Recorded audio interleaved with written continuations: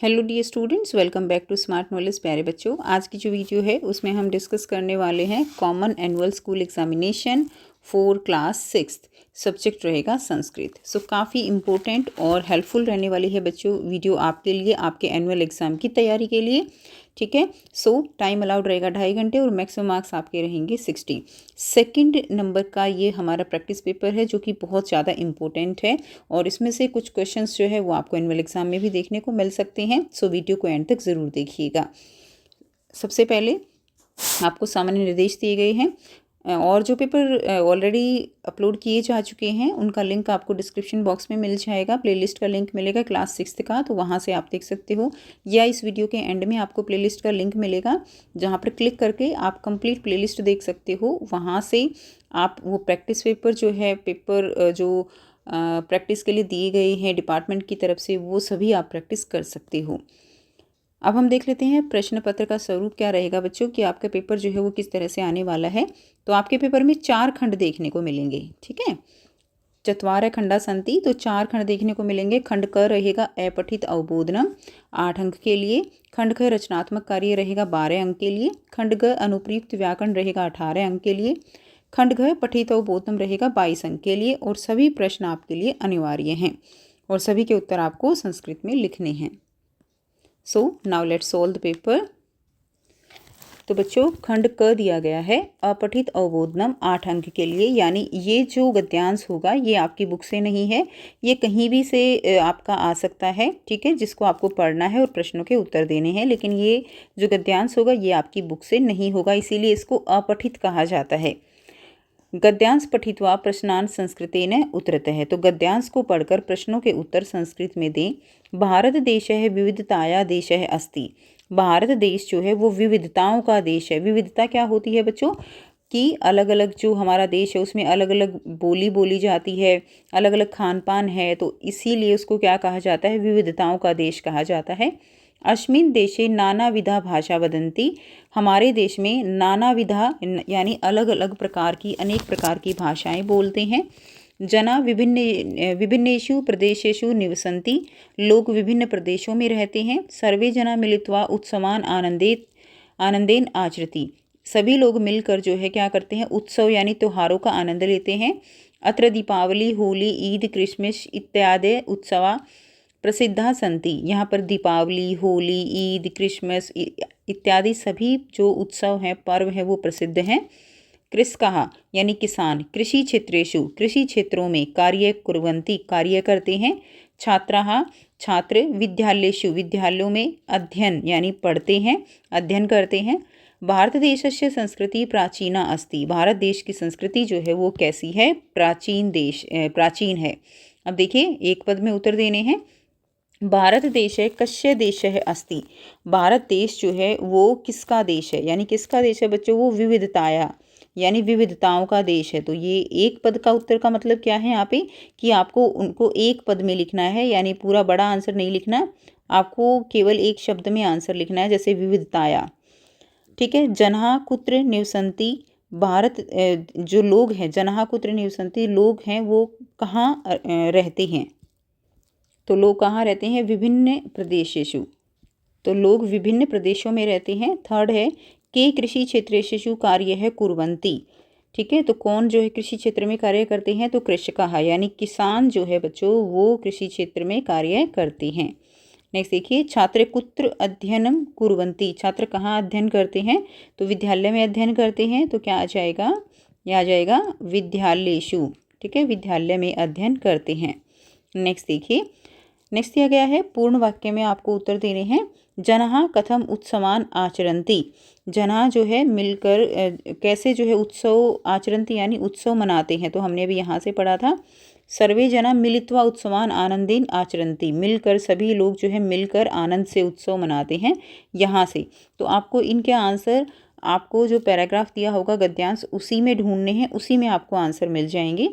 ठीक है, इसलिए मैं आपको अलग से ना करवा के इसमें प्रैक्टिस करवा रही हूँ। तो सेकंड का फर्स्ट का आंसर हमारा यहीं से मिल जाएगा, ये हो जाएगा सेकंड का फर्स्ट। ठीक है, नेक्स्ट देखिए, नेक्स्ट क्वेश्चन है, के उत्सवा अत्र प्रसिद्धा संति, यहाँ पर कौन कौन से उत्सव जो हैं वो प्रसिद्ध हैं। तो अत्र यहाँ से मिल गया ना कि दीपावली, होली, ये सभी उत्सव क्या हैं, प्रसिद्ध हैं। तो संति तक हो जाएगा।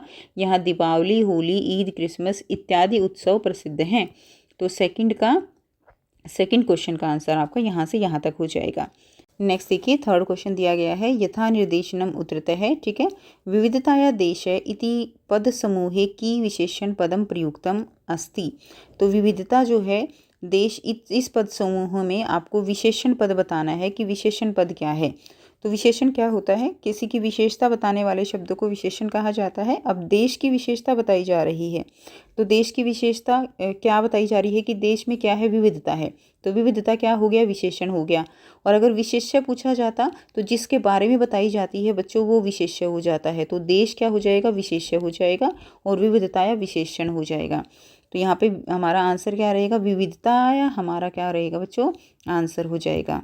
ठीक है, नेक्स्ट देखिए, अगला क्वेश्चन दिया गया है प्राचीन इतस्य विलोम शब्द चिन्हित है। तो प्राचीना, इसका विलोम शब्द क्या होगा। तो प्राचीन का मतलब होता है पुराना, और पुराने का जो विलोम शब्द होगा वो क्या होता है, नया। तो इसमें क्या हो जाएगा, देखो, नवीना, सुंदरा, प्रसिद्धा, विविधा।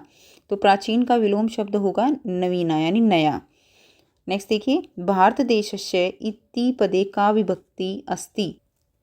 तो बच्चों भारत देश में जो है कौन सी विभक्ति रहेगी। तो भारत देश में विभक्ति कौन सी होगी, षष्ठी विभक्ति रहेगी। उपयुक्त गद्यांश से उचित शीर्षकम लिखते हैं। तो जो गद्यांश है उसका क्या लिखना है, हमें शीर्षक लिखना है। तो इसमें भारत देश की विविधता के बारे में बताया गया है, तो इसका शीर्षक भी क्या हो जाएगा, भारत देश है विविधताया। ठीक है, विविधताया, ये क्या रहेगा, शीर्षक हो जाएगा। नेक्स्ट देखिए, खंड ख दिया गया है, रचनात्मक कार्य के लिए दिया गया है 12 अंक के लिए। चित्र दृष्ट्वा मंजुषात पदानि चित्वान वाक्यानि पूर्यतः पुनः लिखते हैं। तो आपको क्या करना है, यहाँ पर आपको चित्र दिया गया है, चित्र में आपको बिल्ली दिखाई गई है और आपसे जो है मंजुषा की हेल्प से आपको इनको पूरा करना है। तो क्या हो जाएगा, ऐसे है डैश अस्ति। तो ये क्या है, ये बिडाल है। ठीक है, तो क्या आ जाएगा, इसमें आ जाएगा बिडाल है, यानी ये क्या है बच्चों, ये बिल्ली है। उसके बाद बिडाल है डैश प्राणी अस्ति। बिडाल कैसा प्राणी है, ये पोष्य प्राणी यानी ये पालतू प्राणी है। तो क्या आ जाएगा, पोष्य है प्राणी अस्ति। बिडाल है डैश पीबती। तो बच्चों बिल्ली क्या पीती है, दुग्धम। क्या आ जाएगा इसके अंदर, दुग्धम आ जाएगा। नेक्स्ट देखिए, बिडाल है डैश खादती। बिडाल जो है वो क्या खाती है, तो मूषकम यानी चूहे खाती है। तो मूषकम आ जाएगा। नेक्स्ट देखिए, अगला क्वेश्चन दिया गया है अथवा में मम परिचय इति विषय अधिकृत्य चत्वारि वाक्यानि लिखतः। तो आपको मेरा परिचय इस विषय में 4 वाक्य लिखने हैं। तो मेरा परिचय पर इस तरह से आप वाक्य लिखेंगे। पहला लिखेंगे मम नाम, यानी मेरा नाम क्या है, आप यहाँ पे अपना नाम लिख देंगे। अहम भारत देशे निवसामि, मैं भारत देश में रहता हूँ। अहम छात्र छात्रा अस्मि, मैं छात्र या छात्रा हूँ। अहम डैश विद्यालय पठामी, मैं इस विद्यालय, अपने स्कूल का नाम लिख देंगे, इस विद्यालय में पढ़ता हूँ। मम प्रिय विषय डैश अस्ति, मेरा प्रिय विषय, जैसे जो भी आपको अच्छा लगता है विषय, संस्कृत है, इंग्लिश है, हिंदी है, वो आप लिख देंगे। अहम प्रतिदिन अध्ययनम कुर्वामी, मैं प्रतिदिन जो है पढ़ाई करता हूँ, तो ये लिख देंगे। बाकी आपके जो टीचर ने लिखवाया हुआ है मम परिचय, आप बिल्कुल उसी तरह से भी लिख सकते हैं। तो जैसा आपको ठीक लगे वैसे आप लिख देंगे। नेक्स्ट देखिए बच्चों, क्वेश्चन नंबर 3 दिया गया है अधोलिखितानां पर्यायपदानां मेलनम कुर्वतः। तो आपको जो नीचे स्तंभ 1 और स्तंभ 2 दिए गए हैं, इनमें आपको मेल करना है। ठीक है, जो सही उसका आंसर है उससे। अब गजह क्या होता है, तो गज क्या होता है बच्चों, गज होता है हाथी। तो ये हो जाएगा हाथी। तो इसका आंसर क्या रहेगा, 3rd हो जाएगा। इस तरह से मैं लिख रही हूँ। उसके बाद देखिए पदम क्या होता है, पदम होता है चरण। ठीक है, तो चरणों को क्या कहा जाता है, पदम कहा जाता है। ग दिया गया है चंद्र, चंद्र यानी चंद्रमा। तो वो क्या होता है, शशांक बोलते हैं उसको। क्या बोलते हैं बच्चों, शशांक। सरोवर, सरोवर का मतलब क्या है, जलाशय। तो सरोवर को क्या बोलते हैं, जलाशय। उसके बाद है प्रजा, प्रजा क्या होती है, प्रजा होती है जनता। तो ये फर्स्ट का ये आंसर हो जाएगा। इस तरह से आपको मेल करना है। जब आप ऐसे क्रॉस करके मेल करते हो ना, तो उसमें कई बार क्लियर नहीं होता कि आपने किससे किसको मिलाया हुआ है। तो बिल्कुल क्लियरली आप इस तरह से आंसर किया कीजिए। बहुत बच्चे करते हैं ऐसे क्रॉस कर देते हैं, तो ऐसे नहीं करना। आपको इस तरह से आंसर लिखना है। अब नेक्स्ट देखिए क्वेश्चन नंबर 4 है, उचित शब्द रूपाणी लिखित्वा रिक्त स्थानानि पूर्यतः, केवल जो है 3 आपको करने हैं। तो आपको जो शब्द रूप दिए गए हैं उनको इसमें फिल करना है। देखिए जलम एक वचन दिया गया है, द्विवचन बहुवचन। अब द्विवचन में क्या आएगा वो आपको यहाँ पर फिल करना है। तो जलम डैश जलानी, तो क्या आएगा, जलम जले जलानी, फलम फले फलानी, ऐसे होता है ना। तो आपको इसी तरह से याद करना है, तभी आप इसको कर पाएंगे। तो इसमें क्या फिल कर देंगे, इसमें जलम जले जलानी। इसमें देखिए डैश फलयो फलेशु, तो क्या आ जाएगा, तो इसमें क्या आ जाएगा, देखिए डैश फलयो फलेशु, तो क्या होगा, इसमें आ जाएगा फले फलयो फलेशु। ठीक है, इसमें आप लिख देंगे फले। नेक्स्ट है पवनम पवनऊ, और क्या आ जाएगा, पवनम पवनऊ पवनेन। अब बेटा ये आपको याद होंगे तभी आप कर पाओगे। ठीक है, याद करने हैं शब्द रूप आपको। जन्म, उसके बाद क्या होगा, जन्म जनेन जनान, तो इसमें आ जाएगा जन्म जनेन जनान। ठीक है, नेक्स्ट देखिए अगला दिया गया है, उचित धातु रूपाणी लिखित्वा रिक्त स्थानानि पूर्यतः। तो धातु रूप इसमें फिल करने हैं आपको। धावती धावतः धावंती, तो क्या हो जाएगा, धावती धावतः धावंती। दोलती दोलतः, इसी तरह है दोलती दोलतः, इसमें क्या आ जाएगा, दोलंती, दोलती दोलतः दोलंती। ठीक है, नेक्स्ट देखिए अस्ति स्तः संति, इसमें आ जाएगा अस्ति स्तः संति। डैश है कूजतः कुजंती, तो क्या आ जाएगा इसमें कूजती आ जाएगा बच्चों, ये आसान है, कूजती कूजतः कुजंती। उसके बाद नेक्स्ट देखिए मंजुषाया उच्चतम अव्यय पदम चित्वा रिक्त स्थानानि पूर्यतः। तो इसमें आपको क्या करना है, अव्यय पद जो है वो चुनकर इसके अंदर आपको लिखने हैं। तो क्या आ जाएगा, क डैश भ्रमणम स्वस्थाय भवती। ठीक है, कि जो मॉर्निंग वॉक होती है, यानी भ्रमण यानी सुबह जो घूमते हैं वो हेल्थ के लिए अच्छा होता है। तो यानी प्रातः भ्रमण यानी सुबह सुबह जो घूमते हैं, तो क्या आ जाएगा, इसके अंदर आ जाएगा प्रातः भ्रमण स्वास्थ्य भवती। डैश सत्यम वदम, तो हमें क्या करना चाहिए, सदा सत्य बोलना चाहिए। तो सदा के लिए क्या यूज़ करेंगे, सर्वदा, क्या आ जाएगा, सर्वदा सत्यम वद। उसके बाद है त्वम डैश मातुल गृहम गमिष्यामि। ठीक है, कि तुम अपने अंकल के घर जो है कब जाओगे। तो कब यानी कब के लिए कदा, तो त्वम कदा।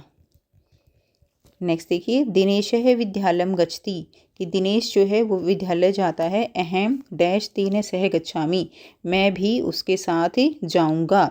तो उसके साथ का मतलब क्या है, यहाँ पे मैं भी उसके साथ जाऊंगा। तो मैं भी के लिए क्या यूज़ करते हैं हम बच्चों, अपी का यूज़ करते हैं, अपी का प्रयोग होगा।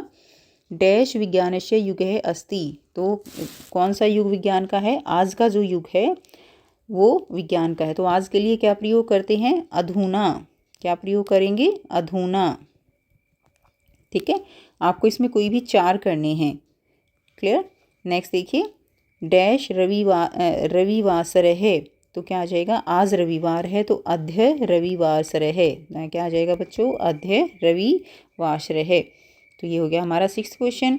7 देखेंगे, उचित संख्या या शब्द लिंग चुनकर आपको जो है इसको कंप्लीट करना है। तो ये 6 है, 6 को क्या बोलेंगे हम, षट बोलते हैं, तो यहाँ पे आप फिल कर देंगे। 5 को क्या बोलेंगे, पंच बोलते हैं। ठीक है, 4 को क्या बोलेंगे बच्चों, चत्वार है, क्या हो जाएगा, चत्वार है। अब आपको बताना है बालक जो है वो क्या है, तो बालक है पुल्लिंग है। ठीक है, और अजा क्या है, अजा यानी अजा होती क्या है बच्चों, बकरी, ये भी पता होना चाहिए आपको, बकरी वो क्या है, वो स्त्रीलिंग है।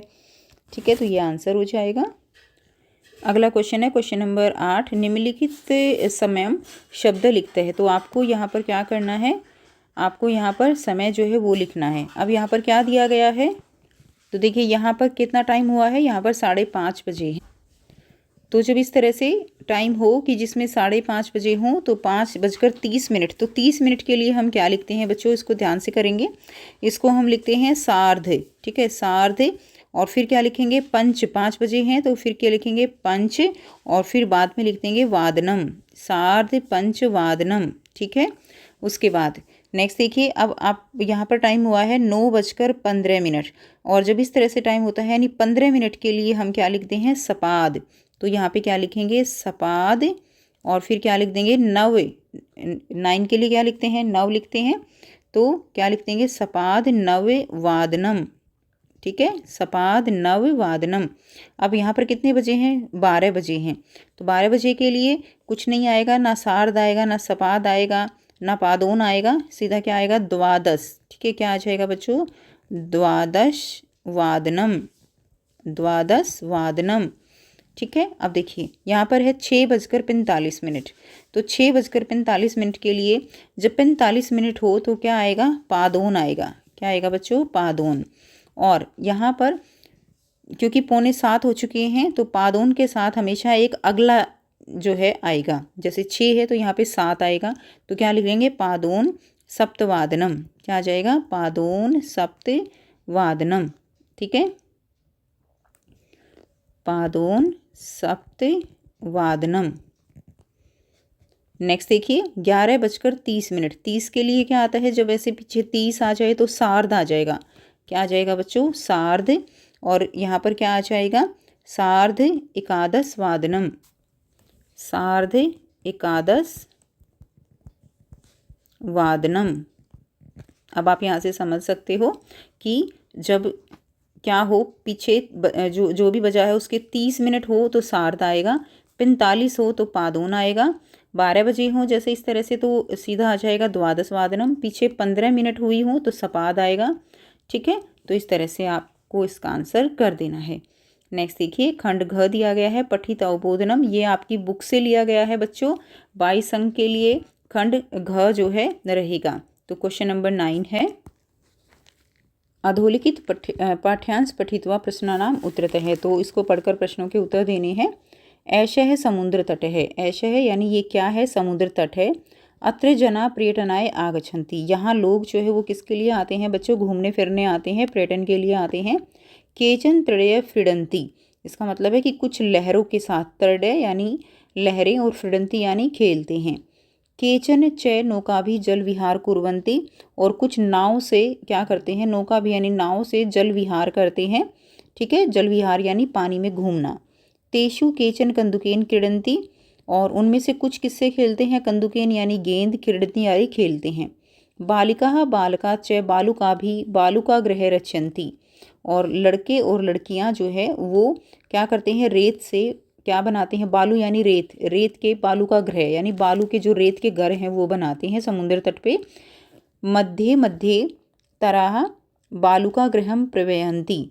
ठीक है, और बीच बीच में क्या होता है कि जब लहरें आती हैं तो बालू का घर वो क्या हो जाती हैं, वो बहा ले जाती हैं।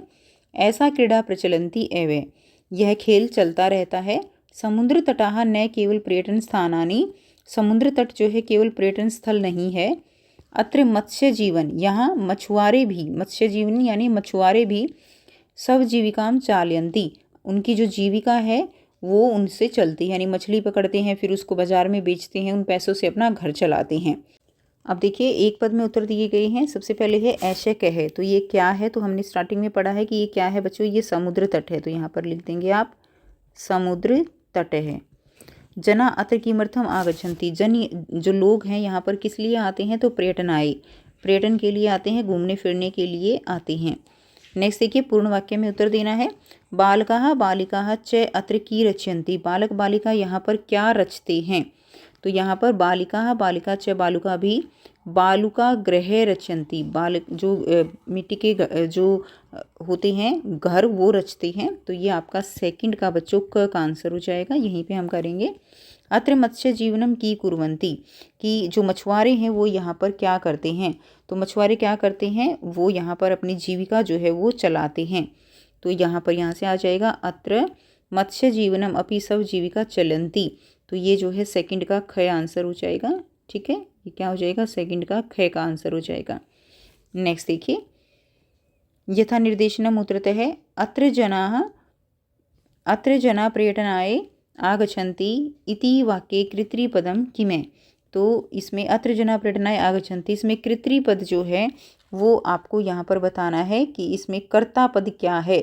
यहाँ लोग पर्यटन के लिए आते हैं, तो इसमें कर्ता कौन है, तो कौन है कर्ता, करने वाला यानी आने वाला कौन है, तो जना जो है लोग हैं, तो क्या आंसर रहेगा बच्चों, कर्ता कौन होता है, जो काम को करता है।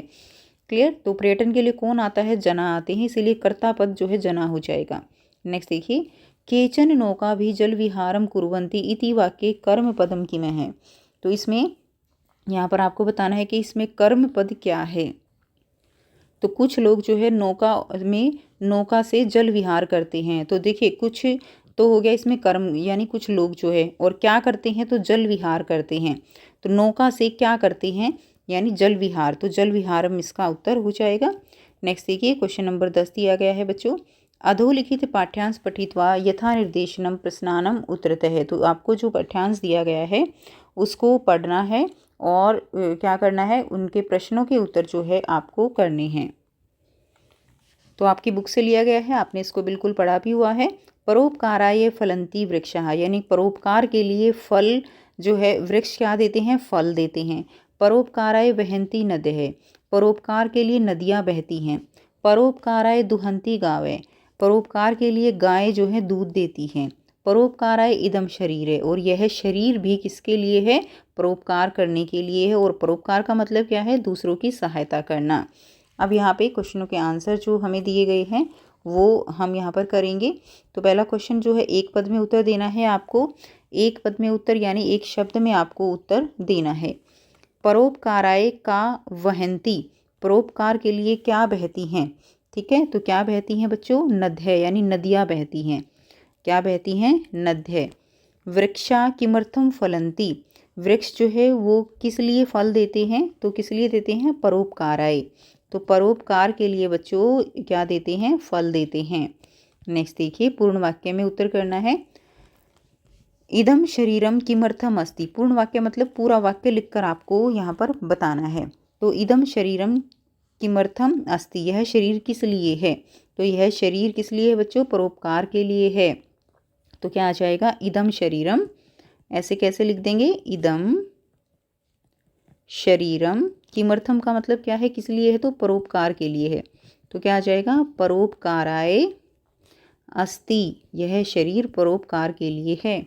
नद्य परोपकाराय किम वहंती, नद्य जो है नदियाँ परोपकार के लिए क्या जो है बहती हैं, क्या है उनके अंदर परोपकार करने के लिए, तो जल है, हमने ऊपर पढ़ा। तो नदी परोपकाराय किम वहंती, क्या बहती हैं, क्या बहता है उनमें, जल है, जलम वहंती, ठीक है, जल बहता है।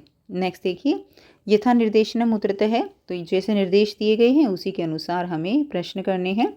परोपकाराय इति पदे का विभक्ति, जो परोपकार है उसमें कौन सी विभक्ति है, तो इसमें जो है देखिए परोपकार तो यहाँ पर क्या है, मूल शब्द है, और इसमें चतुर्थी विभक्ति के जो का प्रयोग हुआ है परोपकाराय, तो कौन सी विभक्ति हो जाएगी, चतुर्थी विभक्ति। नेक्स्ट देखिए, फलंती इत्यत्र किम वचनम, तो फलंती, ठीक है, फलंती कैसा वचन है, फलंती बहुवचन है, कैसा वचन हो जाएगा, बहुवचन, फल धातु है इसके अंदर।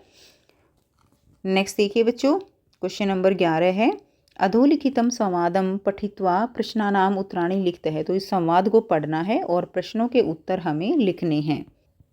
सबसे पहले इसको पढ़ लेते हैं।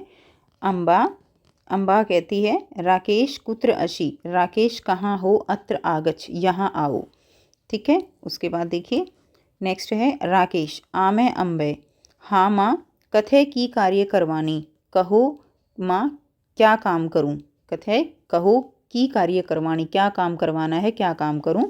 अम्बा अद्य तव तातः कार्यालयतः विलंबेन आगमिष्यति, आज तुम्हारे, अद्य आज, तव तुम्हारे, तात पिताजी, कार्यालय यानी ऑफिस से, कार्यालय से, विलंबेन यानी देरी से, आगमिष्यति आएंगे। त्वम आपणम, तुम, आपणम गच्छ, आपणम यानी बाजार, आपणम क्या होता है, बाजार, गच्छ जाओ, वस्तुनि आन्य, और वस्तुएं लाओ। वस्तुनाम, वस्तुओं की नामावली अपि अत्र अस्ति, वस्तुओं की नामावली भी यहाँ है। नामावली क्या होता है, लिस्ट जो बनाते हैं। राकेश कहता है, अस्तु सयतु ददातु, ठीक है, अस्तु सयतुम ददातु, मुझे थैला दे दो। वस्तुओं की नामावली मैं लेता हूँ, वस्तुनाम नामावलीम अहम स्वीकरोमि, मैं लेता हूँ। ठीक है, अब प्रश्नों के उत्तर देंगे बच्चों, एक पद में उत्तर देने हैं। तो क्या रहेगा, क आगच्छतु, तो कौन आया, तो कौन आया था, राकेश। उसकी माँ ने उसको बुलाया था तो राकेश आया था, ठीक है, तो राकेश है। राकेश है कुत्र गच्छतु, राकेश कहाँ जाता है, तो कहाँ गया था वो, बाजार में, तो आपणम, क्या आ जाएगा, आपणम। आपणम क्या होता है, बाजार। अब देखिए पूर्ण वाक्य में उत्तर देना है। तात कस्मात विलंबेन आगमिष्यति, तो तात कस्मात यानी पिता, कस्मात कहाँ से, विलंबेन आगमिष्यति, विलंब यानी लेट कहाँ से आएंगे, तो कार्यालय से लेट आएंगे, तो तात है कार्यालय विलंबेन आगमिष्यति। तो ये सेकंड का बच्चों फर्स्ट का आंसर हो जाएगा, ठीक है। राकेश किम स्वीकरोति, राकेश जो है वो क्या स्वीकार करता है, तो राकेश वस्तुनाम नामावली अहम स्वीकरोमि, ये लिखा हुआ है ना, तो बस आप इसको जो है वस्तुनाम नामावली थोड़ा सा इसको लिखना पड़ेगा। राकेश किम स्वीकरोति, तो राकेश ऐसे कैसे लिख देंगे बच्चों इसको, राकेश किम का मतलब क्या है, क्या, तो क्या है वस्तुनाम, क्या आ जाएगा, वस्तुनाम नामावली, वस्तुनाम नामावलीम स्वीकरोति, क्या आ जाएगा, स्वीकरोति, ठीक है, ये आंसर हो जाएगा। नेक्स्ट देखिए, यथा निर्देशनम उत्तरतः है, केवल प्रश्न जो है 2 प्रश्न दिए गए हैं। तो त्वम आपणम गच्छ, अत्र क्रियापद किम है, ठीक है, तो इसमें क्रियापद क्या है ये आपको बताना है। क्रियापद, क्रिया क्या होता है, जिसमें किसी वस्तु के काम के करने या होने के बारे में पता चले। त्वम तो यहाँ पे सर्वनाम है, आपणम जो है क्या है, यहाँ पे एक संज्ञा है, बाजार है, और गच्छ मतलब जाना, तो जाने से पता चल रहा है कि कार्य हो रहा है, तो गच्छ क्या होगी, इसमें क्रियापद है। नेक्स्ट देखिए, आगच्छ इतस्य विलोम पदे अत्र किम प्रयुक्तम, आगच्छ का विलोम पद यहाँ पर क्या प्रयुक्त हुआ है, जो हमें ऊपर ये पैराग्राफ दिए गया है, ठीक है, संवाद दिया गया है। तो आगच्छ यानी न आना, और गच्छ मतलब आना, तो गच्छ ही इसका आंसर रहेगा। नेक्स्ट है क्वेश्चन नंबर 12 है, राष्ट्रध्वजस्य समुचित वर्णे अधः प्रतितेषु वाक्येषु रिक्त स्थानानि पूरयन्तु। तो नीचे जो कलर के से रिगार्डिंग जो दिया गया है आपको उसको पूरा करना है, केवल 3 आपको करने हैं, क्लियर। ऊपर ही डैश वर्ण है अस्ति, जो आपको यहाँ पर क्या दिखाया गया है, तिरंगा दिखाया गया है, राष्ट्रध्वज है, तो इसमें सबसे ऊपर का रंग जो है वो कौन सा रंग है, तो ऊपरी केसरः वर्ण अस्ति, मध्य डैश वर्ण अस्ति, मध्य में कौन सा रंग है, सफ़ेद, तो श्वेत वर्ण अस्ति। अधः यानी नीचे कौन सा रंग है, यानी सबसे नीचे कौन सा रंग है बच्चों, हरित है, हरा रंग है। पीत क्या होता है, पीला। आकाशस्य वर्ण है डैश अस्ति, आकाश का रंग जो है वो कैसा है, तो आकाश का रंग कैसा है, नीले है, तो क्या आ जाएगा, नीले है आ जाएगा, तो इसमें क्या लिख देंगे, नीले है, इसमें हरित हो जाएगा। नेक्स्ट देखिए बच्चों क्वेश्चन नंबर 13, इसमें भी आपको कोई 3 करने हैं। इसमें आपको वर्ण संयोजन और वर्ण वियोजन करने हैं। तो वर्ण संयोजन और वर्ण वियोजन जो है वो कैसे करने होते हैं, तो इसमें क्या करेंगे, देखिए सबसे पहले क्या दिया गया है इसमें, रा, तो र को आ की मात्रा लगी हुई है, तो र लिखेंगे, उसके नीचे ऐसे ही हम क्या लगाएंगे, हलंत लगाएंगे, ठीक है, इसको हम यहाँ लिखते हैं, र लिखेंगे, हलंत लगाएंगे, जमा, आ की मात्रा है तो आ लिखेंगे, ठीक है, रा हो गया, उसके बाद समा, म लिखेंगे, म के नीचे हलंत आदि आधा हो जाएगा, और फिर इसको मात्रा लगा देंगे अ की, ठीक है। इस तरह से वर्ण का क्या करना होता है, वियोजन करना होता है। वियोजन मतलब अलग अलग करना। वधु, वधु कैसे लिखेंगे, देखिए व हलंत लगा देंगे और अ, व के साथ कौन सी मात्रा है, अ की, ठीक है, तो व धऊ, ध, तो ध लिखेंगे, ध आधा लिखेंगे, और फिर ये क्या है, बड़े ऊ की मात्रा है तो बड़ा ऊ लिख देंगे। ये हो गया इसका वर्ण वियोजन। अब संयोजन करना है, तो संयोजन जैसे कैसे लिखेंगे, इसमें क्या दिया गया है, व और अ, तो क्या बन गया, व बन गया, र हो गया, और देखिए जो र है वो आधा है और अण के साथ अ है, तो र आधा जो है वो कैसे लिखेंगे हम, वो कुछ इस तरह से चला जाएगा। ये क्या बन गया, वर्ण, व पूरा, अण पूरा और आधा र यानी ऊपर चला जाएगा, ये हो गया वर्ण। उसके बाद ये देखिए अ के साथ ज, ठीक है, अ पूरा ज, और उसको आ की मात्रा, तो अजा बन गया, और विसर्ग साथ में है तो इसमें अजा और इसमें भी वर्ण है, ये अजाहा, क्लियर। विसर्ग दिए गए हैं साथ में तो विसर्ग लगाने होंगे, तो ये हो गया वर्ण संयोजन। तो ये थी कंप्लीट जो पेपर है बेटा उसका सॉल्यूशन कंप्लीट पेपर का। तो ये था कंप्लीट पेपर का सॉल्यूशन। आई होप आपको सारे क्वेश्चंस जो हैं वो बहुत अच्छे से क्लियर हैं। फिर भी अगर कोई डाउट हो तो आप पूछ सकते हो। वीडियो अच्छी लगी तो वीडियो को ज़रूर से लाइक कीजिए, शेयर कीजिए और चैनल को कीजिए सब्सक्राइब। मिलते हैं आपसे नेक्स्ट वीडियो में। Till then take care, bye bye and best of luck for your exam.